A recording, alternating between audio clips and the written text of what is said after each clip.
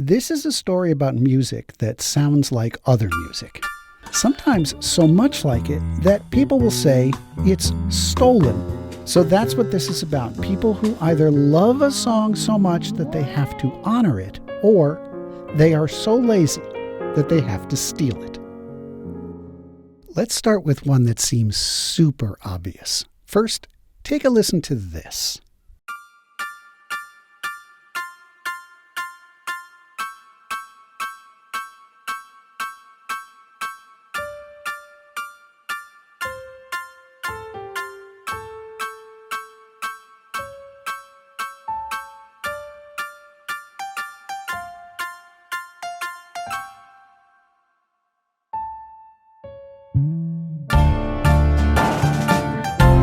Okay, so keeping all of that context in mind, listen to this.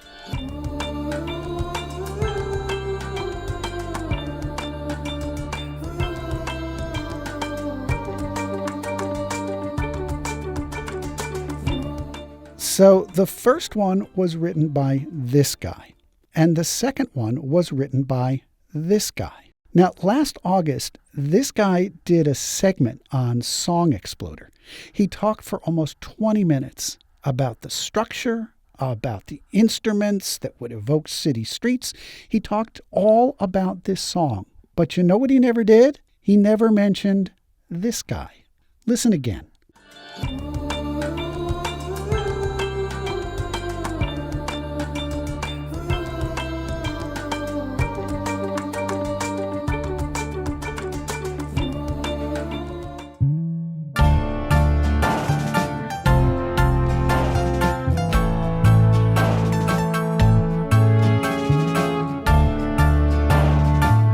He never mentioned him. Now, I'm not saying this is a scandal or anything, but this guy did. Called it a blatant ripoff. And from the look of this tweet, he's not happy about it.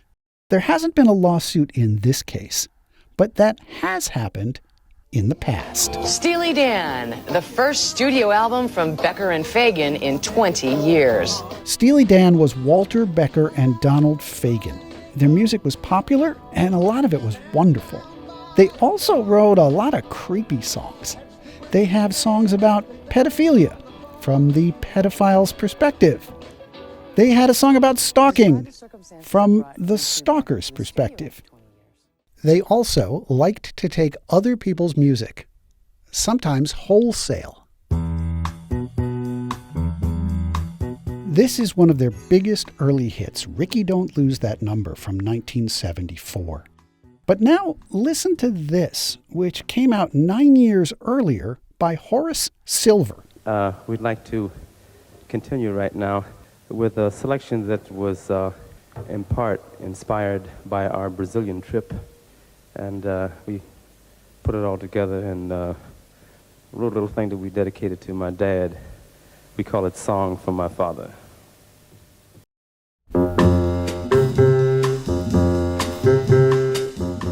Again, Steely Dan.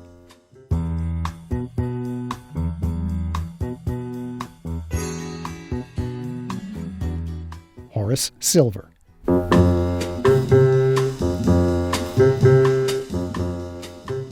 The year after Ricky Don't Lose That Number came out, Fagen was asked about the charge that he stole music from jazz records.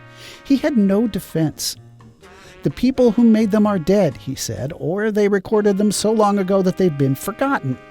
Well, maybe not. This is Keith Jarrett, who was playing jazz at a time when it had clearly taken a back seat to rock and roll. In 1974, he put out this song, Long As You Know You're Living Yours.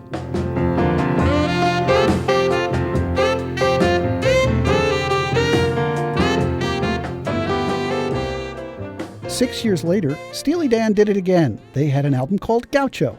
Here's the title song.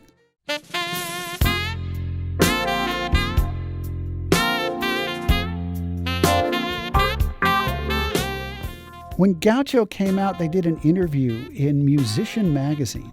At first, Becker said he'd never listened to the two songs together. A few seconds later, though, they changed their tune. Hell, We steal, Fagen said. We're the robber barons of rock and roll. After the interview came out, Jarrett sued.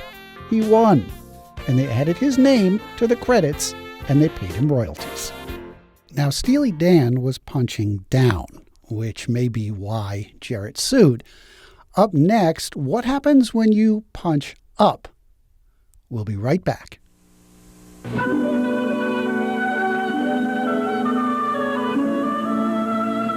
I'm sure you recognize this lovely melody as Stranger in Paradise. But did you know that the original theme is from the Polovetsin Dance No. 2 by Borodin? So many of the melodies of well-known popular songs were actually written by the great masters, like these familiar themes.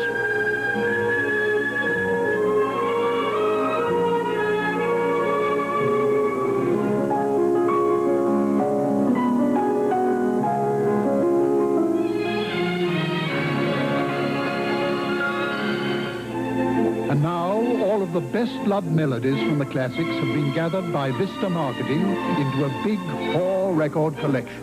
Yes, here are 120 of the greatest works of Strauss, Beethoven, Schubert, and many more, performed by Europe's finest musicians. It's a priceless introduction to the classics that will enrich every home.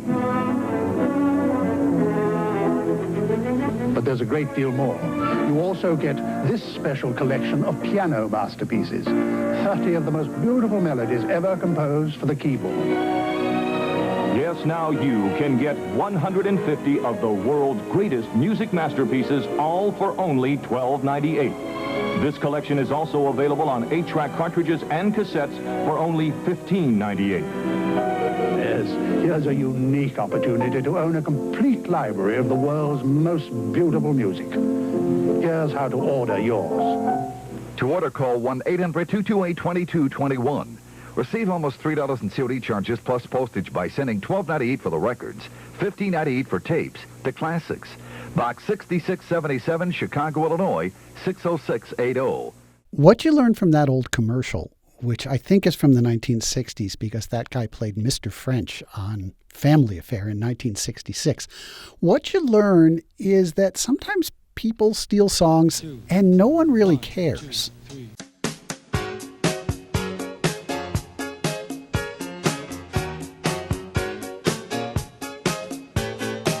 Let's take this for an example. This is What a Fool Believes. It's by Michael McDonald and Kenny Loggins, who were huge names in the 1970s. This song came out in January 1979. 16 months later, there was this.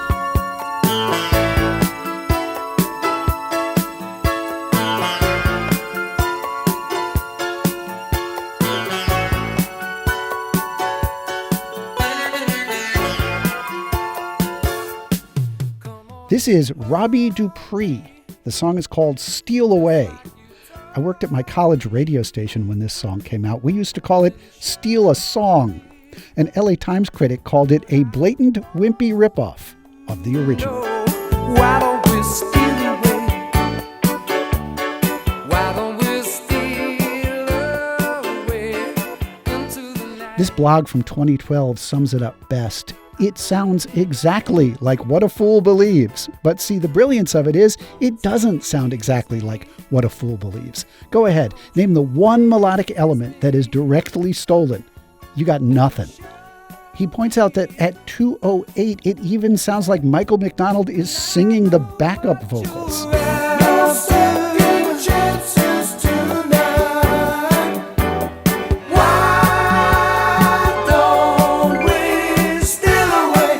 When Dupree's song came out, a Washington Post article mentioned that letters from lawyers were flying around. Those letters were all in the pre-litigation stage. The article said people expected a lawsuit, but McDonald didn't sue in the end. Why did he need to? Dupree was no one. He was a one-hit wonder. Punch down, you might get sued. Punch up, you're probably safe. But how about if you punch a Nazi? That story is next.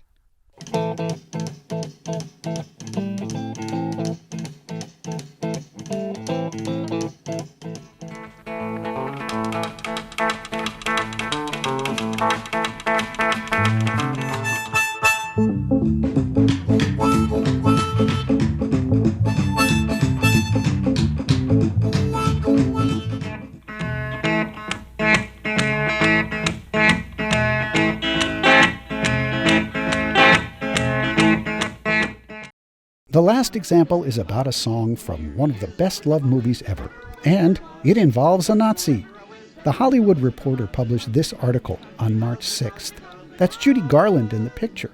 The magazine talked to people who said that this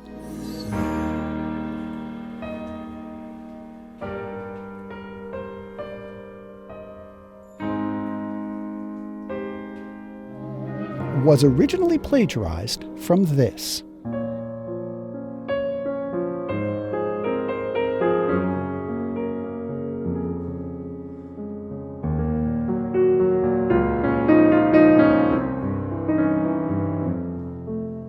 This is part of a classical music piece. It was written by Signe Lund, a Scandinavian composer. At the beginning of the 20th century, Lund left Norway. The article says she bailed on her husband and kids and came to the United States. She wrote this song in Chicago in 1910. 10 years ago, this man found the sheet music in an archive in Norway. When the Hollywood Reporter talked to him, he said, "Of course it's plagiarized." Over the Rainbow was written by Harold Arlen, who wrote Stormy Weather, It's Only a Paper Moon, Accentuate the Positive, and pretty much every other song your great-grandfather used to whistle. When he was a child, Arlen lived in Buffalo. He took piano lessons from Arnold Cornelissen, who was the principal conductor of the Buffalo Philharmonic Orchestra. When Arlen was 12, Signe Lund toured Western New York. One of her gigs was a private concert in the home of a major donor to the Buffalo Philharmonic. Who do you think was in the audience? Is it possible the song came up at Harold Arlen's next piano lesson? Who knows? Arlen told a story about Somewhere Over the Rainbow. He had writer's block before he wrote it, and he was writing on deadline. He was complaining to his wife about it, and while they were worrying together, he said the song came out of the blue. He wrote it down and called his writing partner, Yip Harburg, who said the song was too lush. They called their friend Ira Gershwin. He suggested they play it with more rhythm. That may be why the original is in a different key and follows another time signature.